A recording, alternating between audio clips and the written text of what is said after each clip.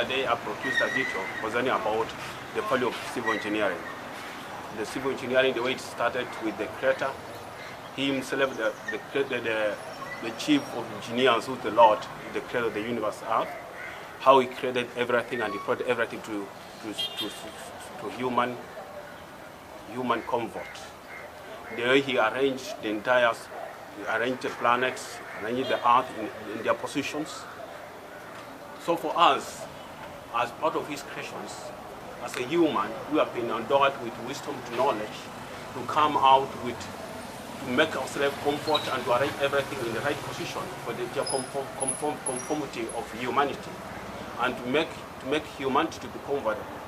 We are entitled under civil engineering to establish, to come out with right order and everything. As part of the work that civil engineering need to do within the environment, being civil engineering being an environmental friendly engineering, an aspect whereby we have to make the environment to become orderly for human development and human comfort, for the great civilization of humanity. It's very important for us to realize that water, air, earth, and even space, they are the most important thing that sustain life on this earth. And they must be utilized for the comfort of humanity. For example, as civil engineer, what we are seeing here, this water goes on the road close to here. We have to make sure that this water, they are well trained and they are taken care of for the comfort of humanity. We must make sure the roads are well designed with the right material so they can sustain the humanity utilization and humanity services as by the need of humanity. It's very important for civil engineer to come out with the right material and the right size, knowing the behavior of everything. The behavior of the water, as we know that water does not have its own shape. It detects the shapes of the containers moving on. Now that the rain, the way they are showering on, this water can be driven naturally by the craft to the right positions, in the right container for human sustainability, rather than just leaving this water to flow aimlessly without us having a way of how you can use this water in future. It's always said that water, earth, and air, they are the things that are primarily that sustain humanity. Without water, there's no life. And we all know that life started from water. So with this water, if we can preserve this water well, now that's in mass, it will help us when we lack this water.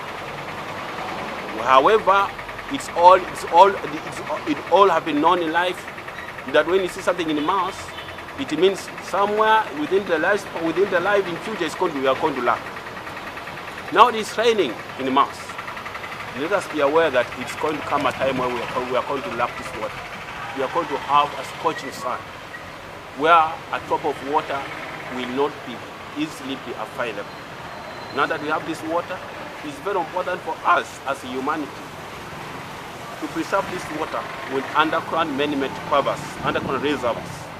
God has demonstrated to us that He can preserve water for us through what we call natural reservoirs, which are quivers, like the one that was discovered in Turkana. We can as well as make natural man-made underground natural underground quivers to retain this water, to serve this water. So in the future we can pump this water for human utilization.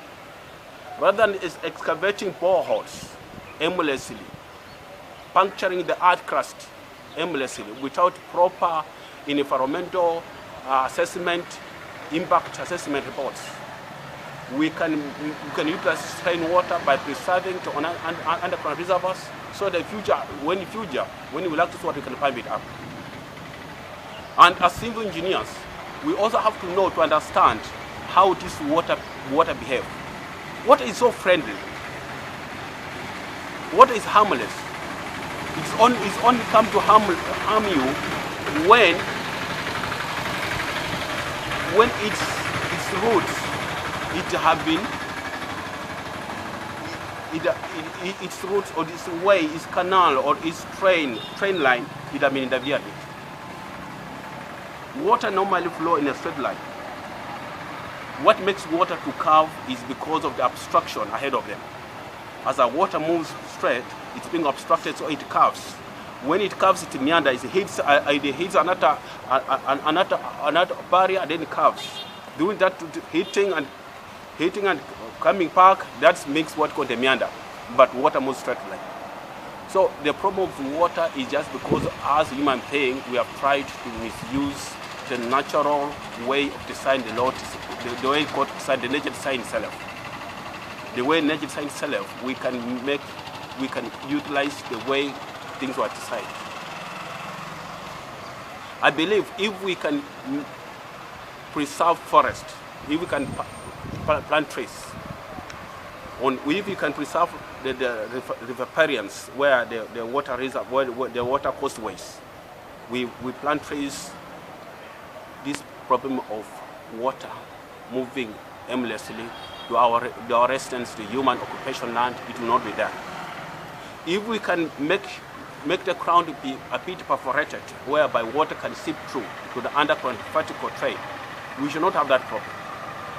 Now we have the problem just because of the type of material used is actually impervious. It cannot allow water to pass through. That the use of the tarmac, the use of the concrete. That's a problem in Nairobi. Water is flowing everywhere in Nairobi just because every place is puffed with impervious ground, impervious material. Cement, which is impervious, cannot allow water to percolate, cannot allow water to seep through the ground. But if we allow water to seep through vertical, the problem with Tana River, we know the soil, type of soil is clay soil.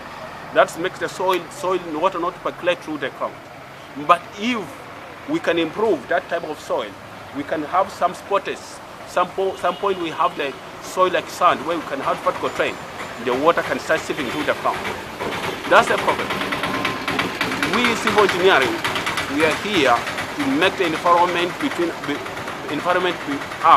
us to be friendly to us, to make the environment to be comfortable for humanity. Water is life. Without water, things will become chaotic. There will no life. We are just a same aquatic animal. We are just same aquatic creatures. Without water, there's no life. Let's preserve this water, because water is for us. Thank you for hearing me. Be blessed. Stop. We'll take a video from there.